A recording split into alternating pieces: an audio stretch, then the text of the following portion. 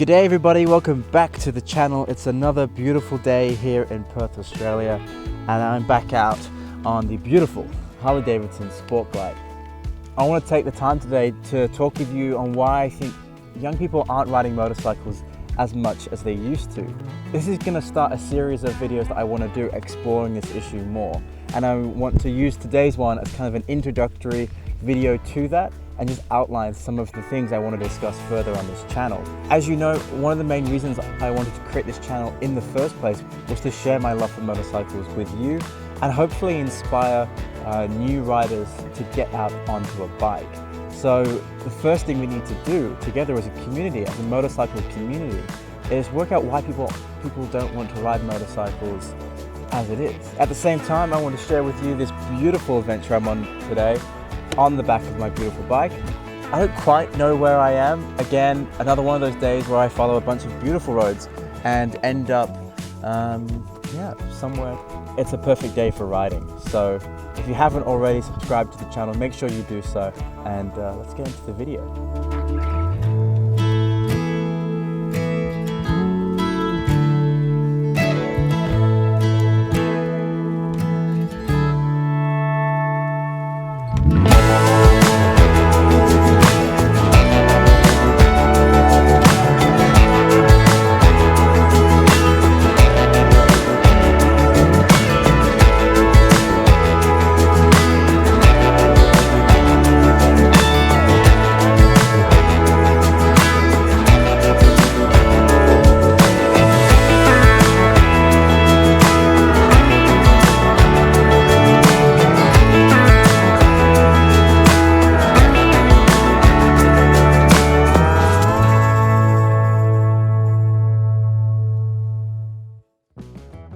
One of the first things I did in preparation for this video was solicit some answers from my friends on Facebook. So I simply put out a question just asking, for people who don't ride, what is the reason? What is stopping them getting on the bike?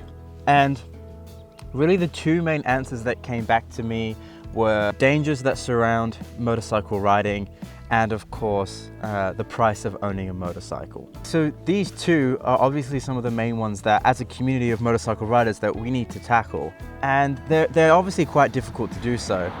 The first one, safety on a motorcycle, is obviously something that's very personal, I think, to everybody. Everybody has their own experiences dealing with motorcycle accidents, whether that's personally dealing with those accidents or having family members or friends that they know who have gone through those accidents. I have a lot of friends who work in hospitals as well. The amount of horror stories that they have told me about things they've seen from motorcycle accidents take place keep them off a bike. And I understand why that is. When you see those things every single day, it very quickly paints a very particular picture of motorcycle riding. And I think I'll need to dedicate a whole video into talking how this is not the full picture. Yeah, motorcycle riding is dangerous, but I truly believe that everything that we do in life that has meaning also includes risk. And this could be something as simple as, following a particular career path, or it could be, chasing what it is that we enjoy to do. It could be traveling the world. It could be driving a car, walking down the street, climbing mountains, rock climbing. It could be absolutely anything. Everything contains risk. Motorcycling is no exception. We have to understand that risk, find out ways that we can mitigate it in any way possible, and come to the point of accepting a certain amount of risk in order to get the returns and the benefits that motorcycling can provide us. For now, what I will firstly say is really, invest in good training and understand how to handle a motorcycle in favorable and unfavorable conditions. I say that because I truly believe a lot of accidents happen because people don't know how to ride safely on the road. And with good roadcraft and good road knowledge, it is possible to mitigate the risk of motorcycle accidents on the road. I'm not going to say that it will 100% remove the risk, because that's impossible for anything in the world. But it will drastically reduce that risk and keep you more alert and safer when riding on the road. The second thing I would say is invest in good gear, making sure that you're wearing protective gear all the time to ensure that if something does happen, you're best prepared for it.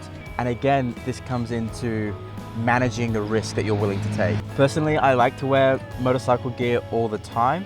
I wear denim military boots. These are super comfy everyday boots that I love to wear when I'm working, but they're also great for protection on the bike. They're extremely comfortable. I wear Saint denim motorcycle jeans, which are unbelievably comfortable and exceptionally strong. And then I always wear a riding jacket, leather jacket, or in summer I'll wear a summer mesh jacket. And of course, in Australia, it is law to always be wearing a helmet. And I wear a full face helmet because a majority of crashes that I've seen, you know, it's the front of the face that takes a lot of the impact.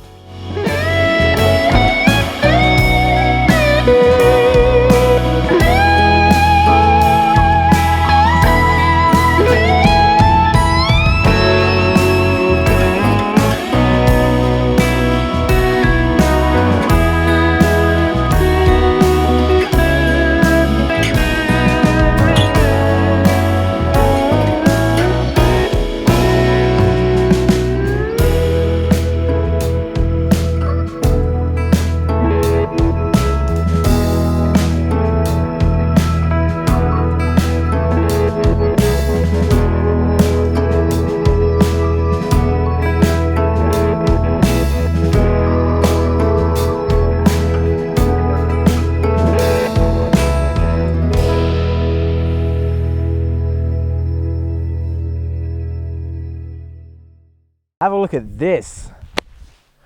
Woo! There is nobody here. I am at, wait, where am I? I still don't know where I am.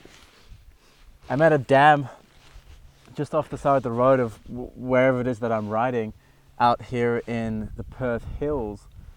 And wow, I mean, it's just simply beautiful. I harp on about this all the time, you know this, that for me, getting out on a bike is all about experiencing the world around you, experiencing nature, and really getting lost in that sense of adventure. And I wouldn't be here if it wasn't for having a motorcycle. And this sounds crazy, I know, but it's true. If I had a car, then I probably wouldn't come out here because, well, why would I want to drive a car out and about on my day off? There's nothing fun about that.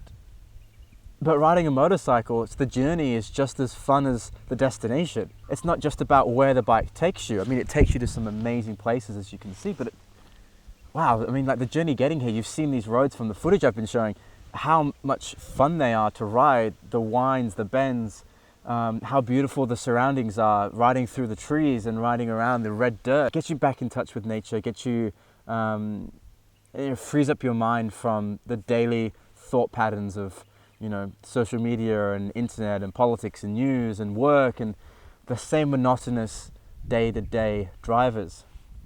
Getting out on the bike, it kind of just breaks that. So the second thing that my friends brought up that was a barrier to motorcycle riding was price. And interesting enough, it wasn't necessarily the price in the bike itself. It was more to do with, you know, the cost of owning two vehicles. You know, can a motorcycle really replace a car? And then it was the ongoing costs. So having to pay, you know, dual registration, dual fuel, you know, insurance for a car and a motorcycle. When you start having two vehicles, obviously everything becomes more expensive in an ongoing sense. And again, this is something I totally empathize with. I don't own a car. I'm a sole transport user. I only ride my motorcycle, and only when it's necessary do I take public transport.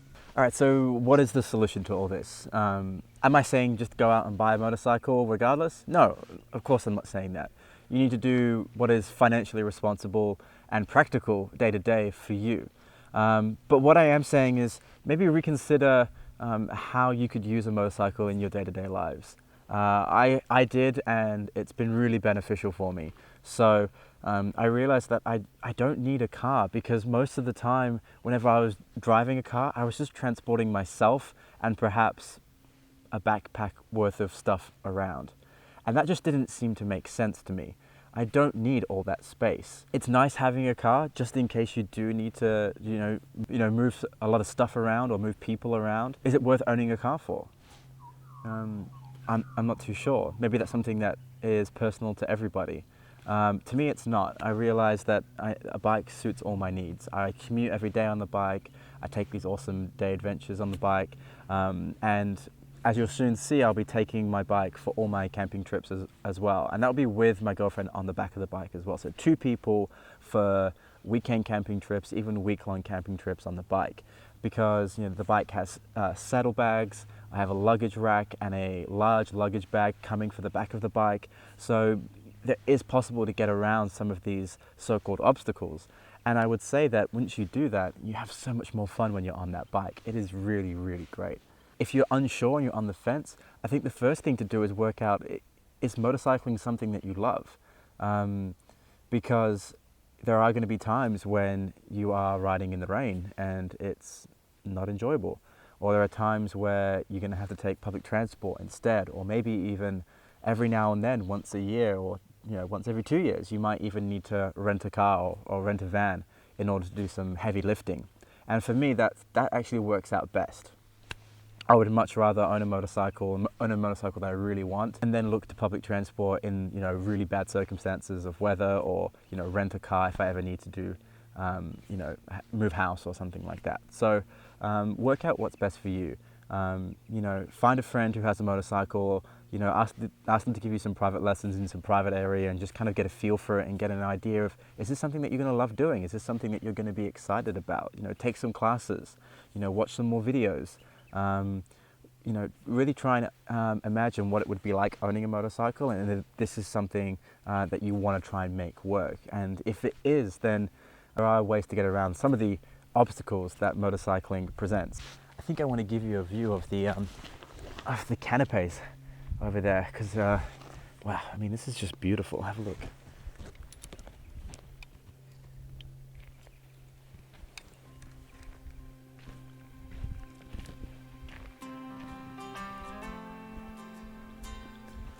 So down there is where I came in, and that was the kind of picnic area and park for the kids.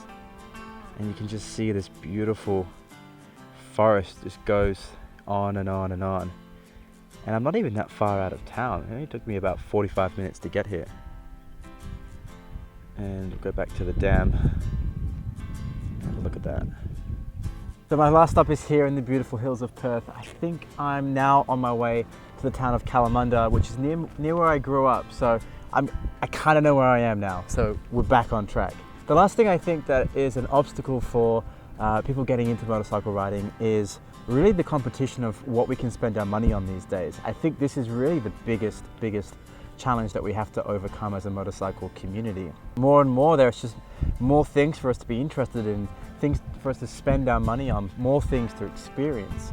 And I think motorcycle companies are no longer competing necessarily with each other, but more so with other industries. Many young people in particular spending thousands and even tens of thousands of dollars on computers and on cameras and other technology. I think it is actually these industries that are motorcycles' main competitors. I think that we have a responsibility as a motorcycle community to really engage with new riders and get them excited about motorcycle riding in general. I think it's our responsibility to show them how much fun motorcycling can be, the possibilities that it holds, and the ticket to freedom, the ticket to adventure and exploration that it holds, and that awaits every motorcycle rider. So that's what I'm going to keep doing, keep showing you all these awesome adventures that I keep going on, and take you to these amazing places around my home state of Western Australia, and hopefully more adventures even further than the state lines, and even hopefully some trips overseas sometime soon, always on the back of a motorcycle. So please in the comments below, let me know what you think are the biggest barriers to entry in motorcycle riding. I want to hear your thoughts, and I really want to hear, what are some techniques, what are some methods, what are some strategies that we can adopt to engage more motorcycle riders? Because the better that we can do this, the more riders that we can create, well, the better the companies do that create motorcycles, the more innovation that happens in our industry, which is only better for us that love motorcycles. So I'd love to hear your thoughts in the comments below. If you enjoyed this video, please support me by giving this video a like, subscribe to the channel if you haven't already, and feel free to reach out to me either in the comments below or on Instagram. I'm happy to always chat. Until the next time, make sure you ride safe, drink damn fine coffee, and I'll see you on the next one. Peace.